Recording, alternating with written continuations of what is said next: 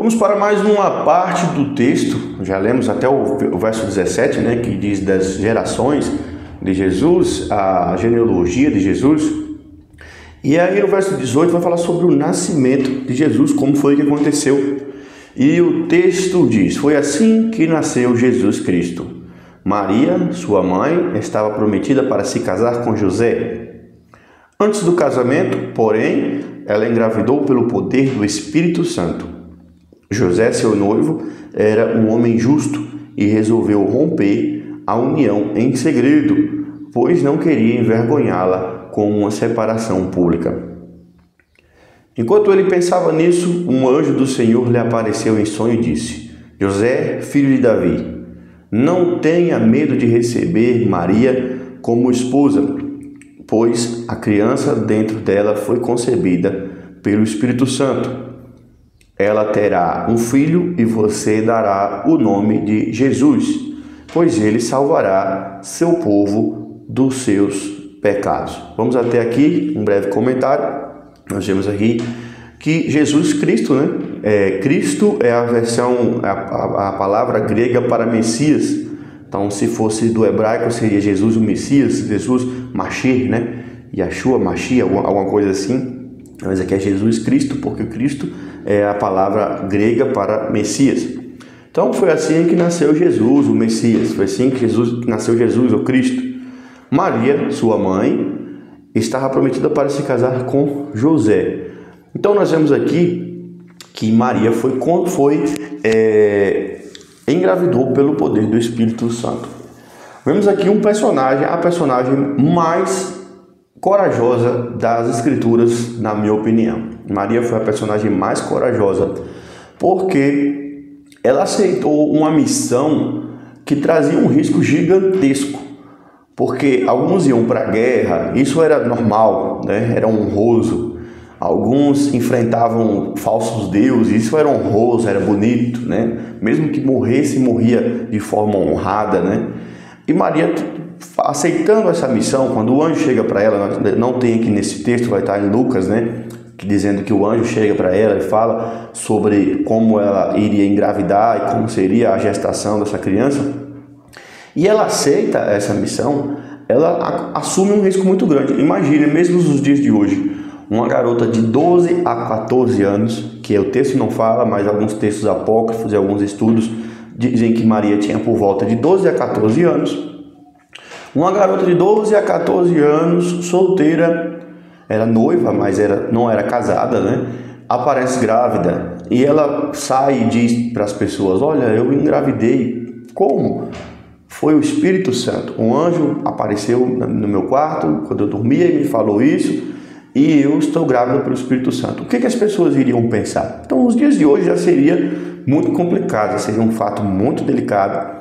E imagina isso naquela época, Então ela poderia sofreria um constrangimento gigantesco, seria totalmente desonrada, teria a sua honra abalada, a sua família seria desonrada, seria todo mundo ali recebendo agressões verbais e sendo ali mal vistos pela sociedade. E por último, muito provavelmente uma execução, talvez por apedrejamento, que era o que acontecia com mulheres que tinham essa questão da fornicação. Nós vemos isso, por exemplo, quando Jesus está ali no templo e trazem para ele uma mulher que foi pega em adultério e o plano era apedrejá-la, Então a gente vê que isso acontecia. Então poderia muito bem ter acontecido se José tivesse reagido dessa forma, acusado Maria, reuniria ali a sociedade, a comunidade da época, arrancariam provavelmente ela dentro da sua casa e a apedrejariam, como ia acontecer com aquela mulher adúltera dos textos que nós veremos a seguir. Mas ela aceitou essa missão de forma extremamente corajosa. Então nós vemos a personagem mais corajosa. Então, para além da divindade ou não da pessoa de Maria, nós vemos que a coragem dessa personagem é gigantesca. E nós vemos também outra personagem aqui que tem uma coragem e gigantesca também, e uma bondade muito grande, que é José. José era um homem justo, mas ele não era aquele tipo de justo com aquele tipo de justiça que fala, ó, o certo é certo e é assim, se está escrito vai ser assim, assim, assim, apegado ali talvez a lei, apegado às regras, é o que a gente chama de legalista, né? Então existe o justo e existe o legalista. O legalista é o quê? Se está na lei, é para ser cumprido, independente das circunstâncias, né? Nós vemos esse legalismo nos fariseus, por exemplo. Então, olha, trabalhar no sábado é pecado. Então, se você curar alguém no sábado, você está pecando, merece morrer. Então, o que acontece? Isso é o legalismo, onde você usa a escritura para justificar uma ação que na verdade só lhe traz benefícios, né? Então, José era justo. Justo é diferente de legalista, né? A justiça de José não estava em punir, estava em proteger, entendeu? Então muitas vezes a pessoa fala, eu sou justo, então eu quero ver punição. Eu sou justo, então eu quero ver a pessoa que pecou se lascar mesmo, né? Mas José não pensava dessa forma. Ele era um homem justo que não era legalista. Ele queria proteger. Ele mesmo sendo ofendido, porque até então o que ele sabia é que a noiva dele estava grávida e não era dele. Então, mesmo ofendido, mesmo se sentindo ali provavelmente humilhado, que é o normal que acontece com qualquer homem nessa situação, ele não quer que ela morra, ele não quer que ela seja vilipendiada, ele não quer que ela seja apedrejada, ele não quer que ela seja envergonhada, ele quer protegê-la mesmo assim. Então, uma personagem extremamente interessante desse ponto de vista, e nós vemos que faz parte, pelo que a narrativa nos mostra, da decisão de Deus em entregar a esse casal a tutela ali do pequeno Jesus que iria nascer, por conta que eram de fato pessoas de extrema coragem.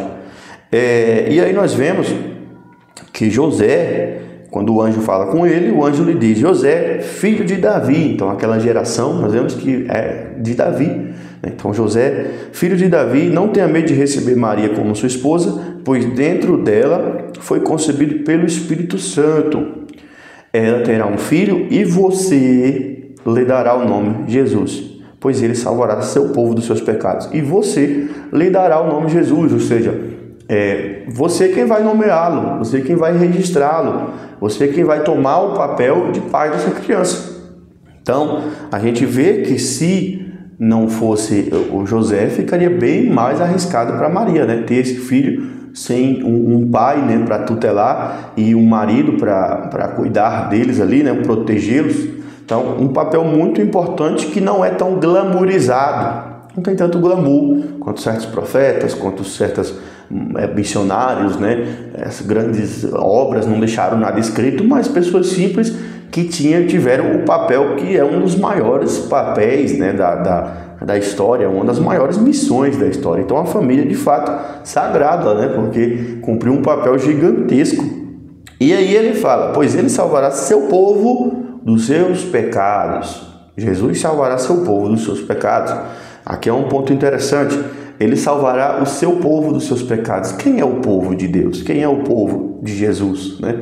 Para um leitor que pegasse esse texto, que entendesse que Jesus era judeu, nasceu em família judia, foi criado em uma cultura judia, em uma religião judia, entenderia que esse povo é o povo de Israel. Mas nós vemos que quem foi salvo dos seus pecados? Só o povo de Israel foi salvo dos seus pecados?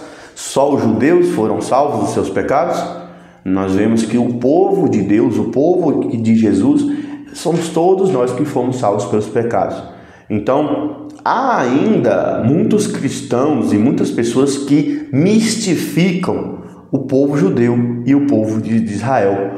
Porque quem é da descendência de Abraão, da linhagem de Davi, do povo de Israel, o povo judeu é um povo diferente, um povo escolhido, um povo isso, um povo aquilo, e glamourizam e colocam como se fosse um povo acima de nós, na escala da salvação, da graça, do amor de Deus, alguma coisa desse tipo. Mas nós vemos que seu povo é todo aquele que foi salvo pelo pecado, salvo do pecado por Jesus. Então Jesus salva seu povo. A Bíblia fala, Deus amou o mundo.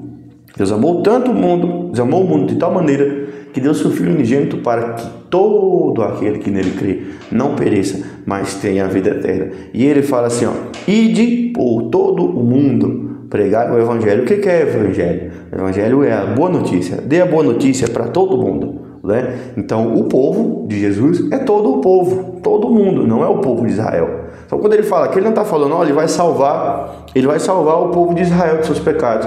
Talvez José tivesse entendido isso. E talvez eles quisessem que Jesus fosse um pouquinho mais nacionalista, né? Um pouquinho mais apegado às tradições e apegado a seu povo e excluísse o estrangeiro, né? Excluísse a nação que não era a nação eleita, né? Mas ele salvará seu povo. Tudo isso aconteceu para cumprir o que o Senhor tinha dito por meio do profeta. Vejam, a virgem ficará grávida, ela dará à luz a um filho e o chamarão Emanuel, que significa Deus conosco. Então, nós percebemos a preocupação de Mateus, o escritor desse texto, a todo tempo mostrar que Jesus era aquele que foi prometido pelos profetas. Então, ele quer o tempo todo demonstrar que Jesus era o prometido pelos profetas do Antigo Testamento, na Torá, que estava ali pela lei, por Moisés, e que ele era aquele que veio para salvar o povo de Israel. Então, nós vemos uma preocupação de Mateus em escrever direcionado para convencer os judeus, convencer os israelitas de que Jesus era o Messias, né, prometido no Antigo Testamento. Então, nós vemos que esse texto está escrito lá no livro de Isaías, né? A virgem dará à luz a um filho e chamará Emanuel, e isso é extremamente importante. Então, a concepção virginal de Maria é muito importante no conjunto aqui de doutrinas no Evangelho para mostrar que Jesus era sim o Messias esperado pelo povo judeu, que havia sido prometido pelos profetas, certo? Quando José acordou, fez o que o anjo do Senhor lhe havia ordenado e recebeu Maria como esposa. Ou seja, ele acordou, ele era noivo, foi lá e concretizou o seu casamento. Concretizou assim, né? Recebeu ela, casou-se com ela, né? Casou-se, levou embora, se responsabilizou por ela a partir de então. No entanto, não teve relações com ela até o menino nascer e lhe deu o nome de Jesus. Então, o que acontece? Nós vemos aqui uma coisa interessante. Há uma ideia, né, quando se fala a Virgem Maria, de que ela foi virgem durante toda a sua vida, né, e que agora estaria lá assunta ao céu, virgem, né, como desde o seu nascimento e a concepção de Jesus. Não vou entrar nesse debate, mas o que o texto promete, garante e diz aqui bem bonitinho, né, ao pé da letra, é que ela não teve relação com José não teve relação com ela até o menino nascer. Daí em diante nós não temos garantias nesse texto disso. Há vários textos que falam sobre irmãos de Jesus. Há vários textos que falam, tem um texto onde Jesus fala para Maria, Maria, esse é seu filho, mulher, esse é seu filho, filho, essa é sua mãe, né? Mas quem é adepto dessa crença da virgindade eterna de Maria, vai fazer toda uma manobra para tentar mostrar que não, que na verdade Maria foi virgem a vida toda. O meu questionamento pessoal em relação a isso é: que diferença faz para a sua vida como cristão, como homem, mulher de Deus, como pessoa de Deus, como estudioso da Bíblia, como a pessoa que busca alcançar a salvação, como alcançado pela graça, pelo Evangelho? Que diferença faz? Porque a gente se apega muito a interpretações de coisas que Belém não era hierarcular. Mas quando fala do camelo, não é um camelo, é uma corda grossa que passa não sei o quê. Porque aí a gente fica de certas disputas de genealogia, disputas de doutrinas, e se fazem reuniões, tal, uma perda de tempo, a meu ver, muito grande, para tentar convencer as pessoas de certas doutrinas, quando no final das contas nós somos seguidores de Jesus Cristo com a intenção de sermos salvos, com a intenção de termos uma vida melhor, com a intenção de vivermos o plano da salvação. E nesse plano, nessas regras que nós necessitamos cumprir para ser salvos, sermos salvos, não inclui você acreditar em A ou em B. Crer no Senhor Jesus significa crer na sua mensagem, no que Ele nos ensinou. Então, ao meu ver, não faz a menor diferença. É uma gigantesca perda de tempo, porque no final das contas, vai ser salvo aquele que for, lá no Salmo diz, limpo de mão, puro de coração, né, que não se contamina com a maldade. Tiago diz, a verdadeira religião, sabe qual é a verdadeira religião? É alimentar os órfãos, as viúvas, atender os necessitados, né, e não se contaminar com as coisas do mundo. Quais são as coisas do mundo? As coisas do mundo é a maldade, né? O mundo jaz no maligno. As coisas do mundo a maldade não é porque ele acredita em tal coisa, deixa de acreditar em tal coisa, tal. Isso aí é totalmente supérfluo e superficial e não tem necessidade nenhuma disso. Então essa é a minha visão acerca disso. Se você acha que isso é importante, gostaria de conhecer a sua opinião a respeito. Mas a verdade é que o texto garante isso, que Maria foi virgem até o nascimento de Jesus. Daí em diante é coisa do casal e eu acho que a gente não devia nem se intrometer nisso.